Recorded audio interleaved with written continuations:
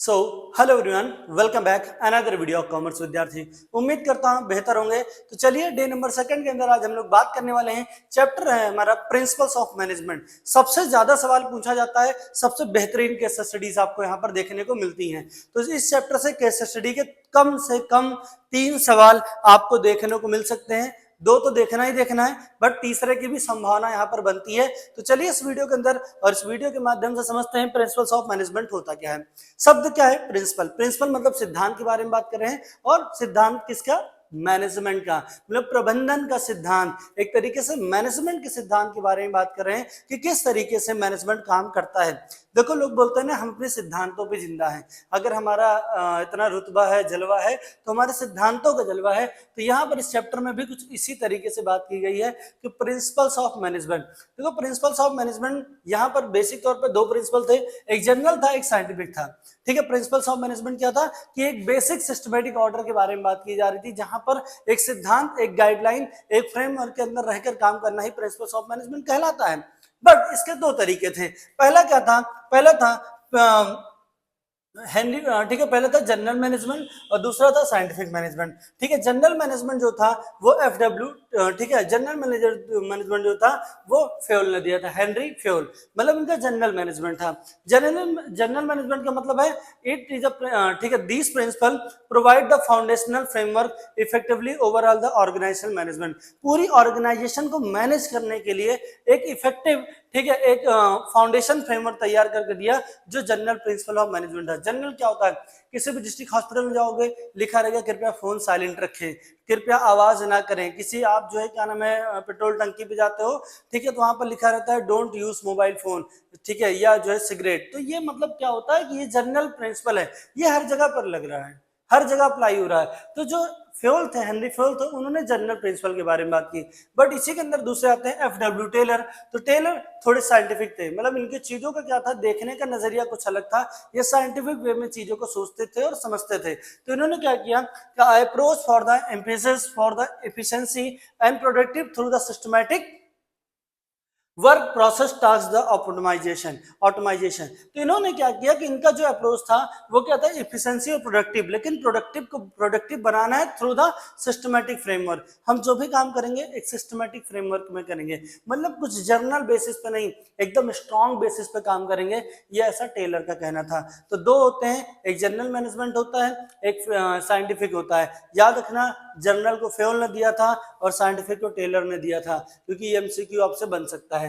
ठीक है, आगे बात करें तो इनके कुछ फीचर्स के बारे में बात करते हैं। इनकी खासियत क्या होती है? Provide the manager useful insight. मतलब इनसाइट का मतलब क्या होता है? अगर ध्यान से देखो, आपका मोबाइल होता है, उसकी जब आप इंस्टाग्राम की स्टोरी में जाते हो, वहां पर भी इनसाइट दिखता है कि मतलब मेरे फॉलोअर जो थे वो 40 लोगों ने मेरी कंटेंट को देखा है, लेकिन जो नॉन फॉलोअर थे उन्होंने भी देखा हुआ है। तो इनसाइट क्या करता है? वो हेल्प करता है चीजों को बढ़ाने में, मैनेजर्स को हेल्प करता है कि अंडरस्टैंड करने में, चीजों को समझने में, और अपने बिजनेस को सिस्टमैटिक वे में चलाने में मदद करता है।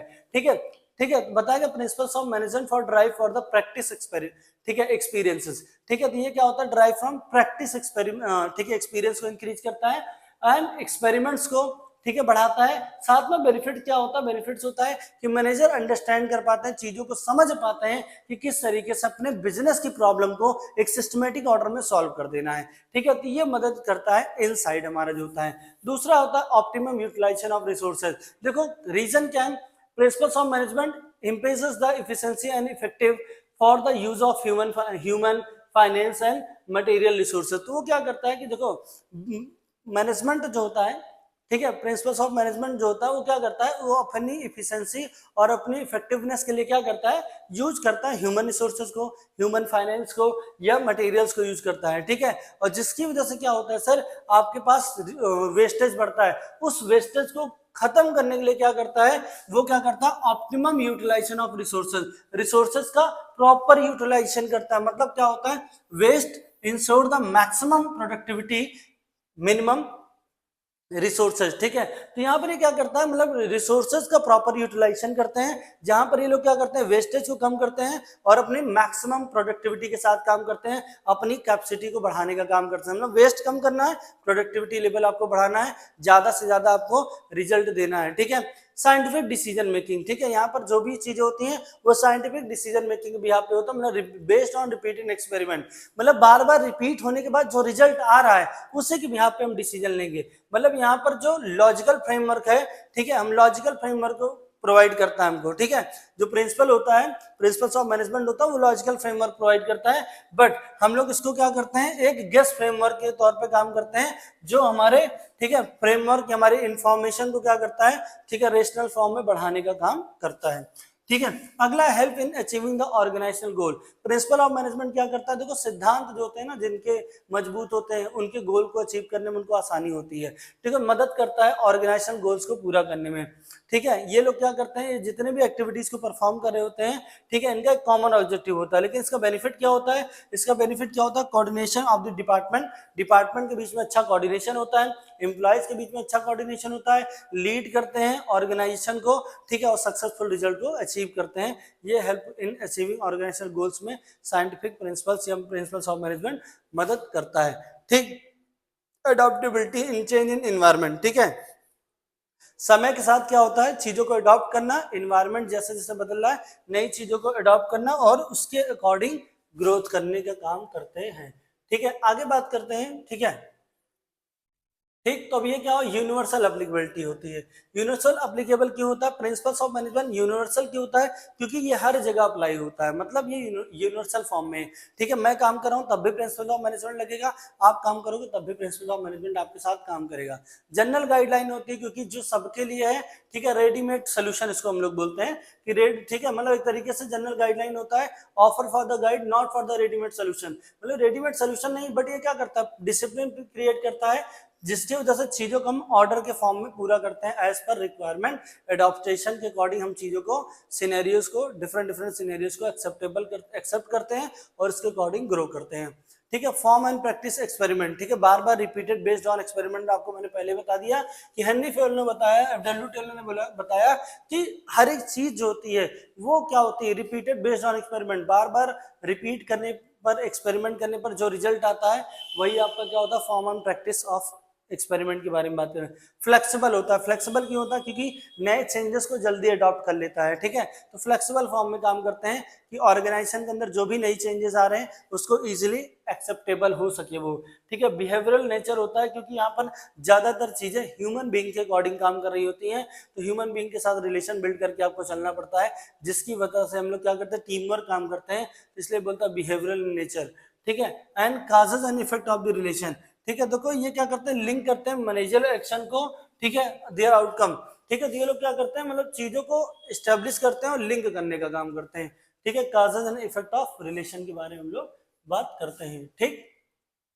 अब बात करते हैं इनके 14 प्रिंसिपल के बारे में, ठीक है। 14 प्रिंसिपल के अंदर सबसे बड़ा प्रिंसिपल जो हमारा आता है वो आता है डिवीजन ऑफ वर्क। देखो यहाँ पर जो थे हेनरी फेयल, उन्होंने बोला कि किसी भी काम को करने के लिए उसको कई टुकड़ों में बांट दो, अगर सारा काम, सारा वर्कलोड लेके खुद बैठे रहोगे, सब कुछ तुम ही करोगे, तो ऑर्गेनाइजेशन सक्सेसफुल काम नहीं कर पाएगी। तो इन्होंने पहला काम किया डिवीजन ऑफ वर्क, काम को बांट दो, छोटे छोटे हिस्से में बांटो, जिसकी वजह से काम तेजी के साथ हो सके, और काम को स्पेशलाइज लोगों को ही बांटना है, मतलब जो उस काम को करने में पारंगत हो, जो अच्छे हो, सिर्फ हमको उनको वो काम देना है, ठीक है।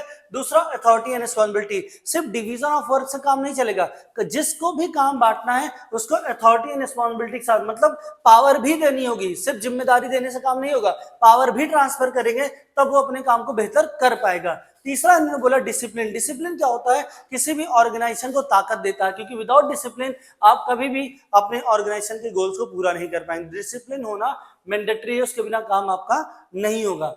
चौथा ने बोला unity of command. Unity of command क्या सिखाता है हमको, एक समय पर एक ही आदमी अगर कमांड देगा तो हम बेहतर काम कर पाएंगे, लेकिन एक समय पर कई लोग आपको कमांड दे देंगे तो आप काम को बेहतर नहीं कर पाएंगे। अगला होता है unity of direction. Unity of direction को सिखाता है एक समय पर एक व्यक्ति, ठीक है, एक गोल के लिए काम कर रहा होगा तो सही रिजल्ट को अचीव कर पाएगा, लेकिन एक समय पर वो कई गोल के लिए काम करना चालू करेगा तो रिजल्ट को बेहतर अचीव नहीं कर पाएगा। Subordinate to the interest, general interest. देखो सबऑर्डिनेट के इंटरेस्ट के बारे में जानना होगा। अगर सबऑर्डिनेट का इंटरेस्ट, ठीक है, अपने काम के प्रति अच्छा है, ठीक है, तो उसके बातों को सुनना होगा, उसके रिजल्ट को सुनना होगा और उसके अकॉर्डिंग भी चीजों को देखना पड़ेगा। मतलब ऐसा नहीं होना चाहिए कि आपका सबऑर्डिनेट कुछ अगर बता रहा है तो आप उसको फॉलो ना करें, अगर लगता है यूजफुल है तो प्लीज फॉलो करें। ठीक है, रेम्युनरेशन क्या होता है? फेयर रेम्युनरेशन, मतलब हर एम्प्लॉयज को फेयर ट्रीटमेंट मिलना चाहिए, सही सैलरी सही टाइम पे, ठीक है, सही वेजेस मिलना चाहिए जिसकी वजह से वो अपने काम को बेहतर कर सके। सेंट्रलाइजेशन होता है, सेंट्रलाइजेशन क्या होता है? डिपेंड ऑन दी ऑर्गेनाइजेशन, ये ऑर्गेनाइजेशन के ऊपर डिपेंड करता है। ठीक है, क्योंकि आपको पता है कि जैसा ऑर्गेनाइजेशन का नेचर होगा उस हिसाब से चीजें चलेंगी। और सेंट्रलाइजेशन का मतलब होता है पावर किसी एक के पास होना, ठीक है, वो पूरी चीजों को सिस्टम को चला रहा हो तो सेंट्रलाइज कहलाता है। ठीक है, स्केलर चेन क्या होता है? स्केलर चेन एक ऐसा स्टेप होता है जिसके थ्रू हम लोग क्या करते हैं, अपने कम्युनिकेशन के लिए स्केलर चेन का यूज करते हैं। जब हमको अपनी बात टॉप ऑर्डर पे पहुंचानी होती है तो हम क्या करते हैं, ठीक है, lower to middle, middle to top की तरफ बढ़ते हैं। तो जब इस फॉल को मतलब इस चेन को फॉलो करते हैं तो स्केलर चेन कहलाती है clear chain of the authority. ये आपकी अथॉरिटी को शो करता है कि आप सेम लेवल ऑफ ऑर्डर वाले से कॉन्टेक्ट कर सकते हैं। ठीक है, ऑर्डर क्या होता है? ऑर्डर मतलब होता है a place of everything and everything in it place, मतलब सब कुछ आपको अपनी जगह पर ही मिलना चाहिए। ठीक है, अनसिस्टमैटिक चीजें नहीं दिखनी चाहिए। जैसे स्कूल के बाहर पहुंचे तो वहां पर गार्ड अंकल ही मिलेंगे, ठीक है, गेट कीपर ही मिलेगा, ठीक है, ना कि जो क्या प्रिंसिपल खड़ा है। ठीक, तो वो क्या होता है, हर एक व्यक्ति का एक जगह निर्धारित है, वो चीज वही मिलेगी। इक्विटी क्या होती है? इक्विटी का मतलब होता है कि सबको फेयर ट्रीटमेंट, फेयर रिस्पेक्ट देना, सबके साथ इक्वल ट्रीटमेंट करना। ठीक है, स्टेबिलिटी ऑफ द टेन्योर मतलब रिड्यूस द, ठीक है, एम्प्लॉयमेंट टर्नओवर। ठीक है, एम्प्लॉयमेंट टर्नओवर को रिड्यूस करना पड़ेगा, उसको घटाना पड़ेगा। क्यों? क्योंकि अगर किसी भी व्यक्ति का बार बार ट्रांसफर हो रहा, खटाखट ट्रांसफर हो रहा 2 महीने 3 महीने 4 महीने, तो स्टेब्लिश नहीं हो पाएगा, तो अच्छा काम नहीं कर पाएगा। ठीक है, इनिशिएटिव मतलब यहाँ पर इंकरेज करना अपने एम्प्लॉयज को, मोटिवेट करना कि आप खुद से आके इनिशिएटिव लेके इस काम को आगे बढ़ाइए। ठीक है, अगला है स्पीड डी क्रॉप, मतलब स्पीड डी क्रॉप हमको सिखाता है टीम वर्क। आई को रिप्लेस करके वी के फॉर्म में काम करना ही हमारा क्या कहलाता है? स्पीड डी क्रॉप्स कहलाता है। ठीक है, तो हमारे 14 प्रिंसिपल्स हैं जिनको आपने पहले से भी सुना है, जाना है, देखा है। साइंटिफिक जो एफडब्ल्यू टेलर ने कुछ प्रिंसिपल दिए, 4 ही प्रिंसिपल दिए थे। 4 में से पहला प्रिंसिपल था science is not rule of a thumb. मतलब जो science is not rule of the thumb जो हमको समझाता है, वही चीज समझाता है कि not rule of the thumb का मीन्स होता है कि means that the decisions and actions should be based on proven scientific methods and evidence rather than on information, ठीक है, untested and traditional practices. Rule of the thumb मतलब ये क्या होता है कि साइंटिफिक जो होता है, मतलब जो है वही नहीं होगा, रिपीटेड बेस्ड ऑन एक्सपेरिमेंट है। ठीक है, जो आएगा उसको हम मानेंगे। ठीक है, मतलब not rule of the thumb, आपने बोल दिया ये चीज ऐसे, तो ऐसा नहीं होगा। रिपीटेड बेस्ड ऑन एक्सपेरिमेंट पे जो रिजल्ट आएगा, ठीक है, जो फैक्ट पे जो रिजल्ट आएगा, एक्सपेरिमेंट पे जो रिजल्ट आएगा, उस रिजल्ट को हम मानेंगे। ठीक है, वो रिलायबल होगा। ठीक है, इसलिए बोला गया science is a not rule of a thumb. ठीक है, अब यहाँ पर इन्होंने बोला कि हार्मोनी इज नॉट डिस्कार्ड, इसका मतलब था मेंटल रिवॉल्यूशन। मेंटल रिवॉल्यूशन मतलब चीजों को बदलो। ठीक है, मेंटल रिवॉल्यूशन में चीजों को बदलने का मतलब क्या? जो मतलब कंफ्यूजन है, जो आर्गुमेंट है, ठीक है, जो आर्गुमेंट है, जो कंफ्यूजन है, आपको उनको बदलना है। डिसएग्रीमेंट को एग्रीमेंट, ठीक है, डिसएग्री को एग्री में कन्वर्ट करना ही हमारा क्या कहलाता है? Harmony not discard, mental revolution इसको बोलते हैं कि दिमागी तौर पे थ्रू द रिलेशन आप चीजों को बदल दीजिए। ठीक है, ये हमको सिखाता है। कोऑपरेटिव नॉट इंडिविजुअल, मतलब सबके साथ कोऑपरेशन करना है, कोऑपरेट करके चलना है, ना कि इंडिविजुअल। मतलब कॉमन गोल क्या होना चाहिए? फोकस होना चाहिए कि हमको पर्सनल सक्सेस पर नहीं जाना है, हमको सबकी सक्सेस के लिए काम करना है, सबके लिए काम करना है। तो कोऑपरेटिव नॉट इंडिविजुअल इन्होंने बताया। ठीक है, आगे बोला development of each and every person. ठीक है, मतलब हर एक व्यक्ति का डेवलपमेंट होगा, चाहे वो लोअर ग्रुप का हो, चाहे मिडिल ग्रुप का हो, चाहे टॉप ग्रुप का हो, सबको हम डेवलपमेंट करेंगे। ठीक है, इंडिविजुअल किसी को ग्रो नहीं कराएंगे। हमारा टारगेट क्या होगा? हमको सबको साथ में लेके चलना है। तो इसीलिए बोला गया कि यहाँ पर सिस्टम सेट किया गया कि मतलब गाइडेंस सबको मिलेगा, इन्वायरमेंट सबका सही किया जाएगा और सबके लिए अपॉर्चुनिटी होगी। ठीक है, तो 4 प्रिंसिपल इन्होंने दिए। ठीक है, एफडब्ल्यू टेलर ने। ठीक है, फिर उन्होंने कुछ टेक्निक्स हमको सिखाई थी।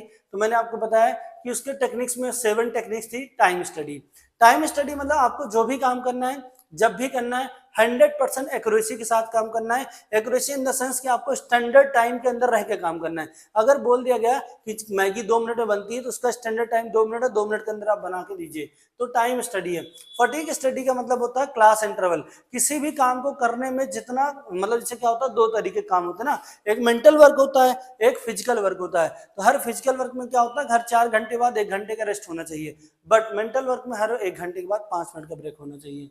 ठीक है। मेथड स्टडी मतलब चीजों को ग्रहण करने का क्या क्या तरीका हो सकता है, इसलिए मेथड स्टडी बोला गया। हर चीज को अडॉप्ट करने का या हर चीज को अप्लाई करने का अलग अलग मेथड हो सकता है। मोशन स्टडी क्या होता है, इन्होंने बोला कि मोशन स्टडी में जब वर्कर आप अपना मूवमेंट करता है, उस मूवमेंट को जैसे क्या होता है कि उसकी जो इफिशियंसी होती है वो कम हो जाती है, इसीलिए मोशन स्टडी पे काम करो, वर्कर की इफिशियंसी कम ना हो। ठीक है, वर्कर आपका सही तौर पे काम कर सके। ठीक है। स्टैंडर्डाइजेशन, ठीक है, या सिंप्लीफिकेशन इसको बोलते हैं। हर एक चीज का एक स्टैंडर्ड सेट करो, मानक सेट करो, उस मानक के आधार पे ही काम किया जाएगा, उसके अलावा किसी चीज पे काम नहीं होगा, एक मानक सेट किया गया। ठीक है। फंक्शनल फोरमैनशिप, फंक्शनल फोरमैनशिप में सबकी ड्यूटीज एंड रिस्पॉन्सिबिलिटीज बता दी गई, किसको कैसे काम करना है।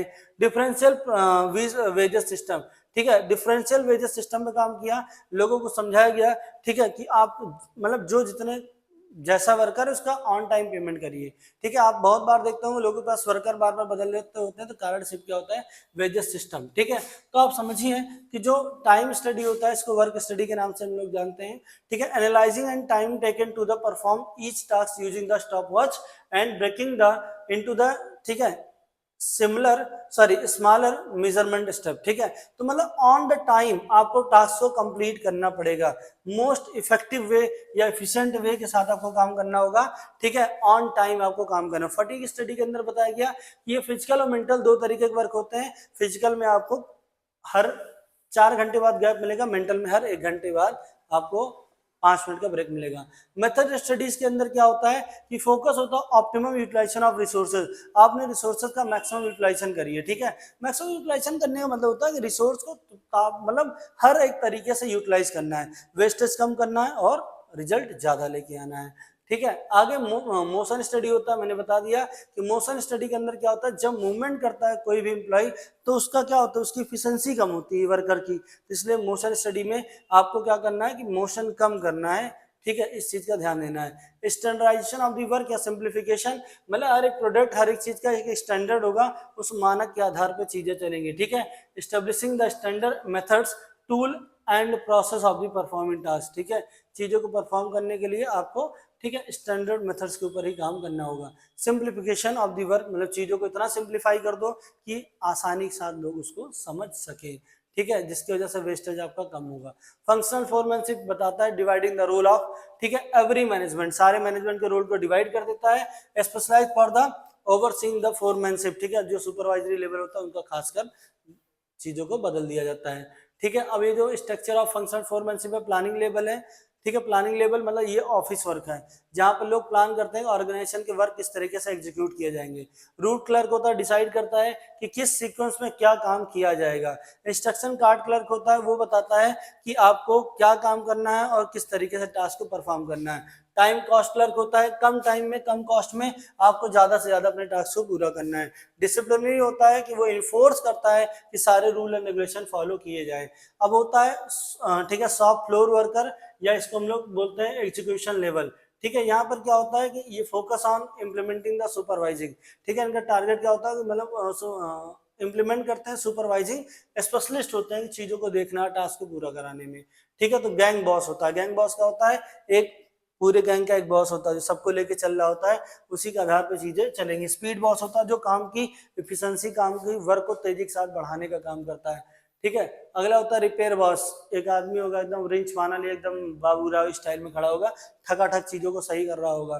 ठीक है। इंस्पेक्टर होता है जो क्वालिटी ऑफ वर्क को चेक करने का काम करता है। और अगला है डिफरेंट फीस वेजेस सिस्टम, जहां पर क्या बताया गया, offering and financial incentive on the basis of output, जैसा आपका आउटपुट होगा वैसे ही हम आपको प्रोडक्ट मतलब वेजेस सिस्टम पे आपको रखेंगे। ठीक है। तो यहाँ पर कुछ चीजें यहाँ पर इन्होंने अडॉप्ट की। ठीक है, तो इनको आपको पढ़ना है चैप्टर के अंदर, और इससे रिलेटेड कुछ केस स्टडी भी देखनी है। तो चलिए मिलते हैं नेक्स्ट वीडियो में, तब तक के लिए धन्यवाद। जय श्री राम, राधे राधे, बाय बाय।